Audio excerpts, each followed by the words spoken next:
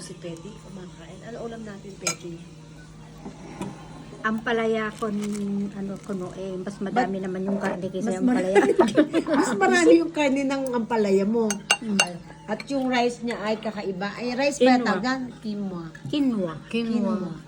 Yun na rin. Ang ulam po namin ay upo at sardinas. Alam mo bang yan na rin ang Ayan. kanin ni Bernie? Ganun ba? At meron po siyang apple. Wala kasi kaming apple.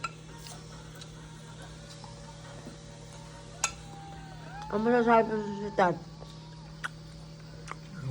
Diyan kumain, yung pala nauna na silang kumain. Apple. Ano pa yun? Ayan po, electric fan ko. Magamit-gamit.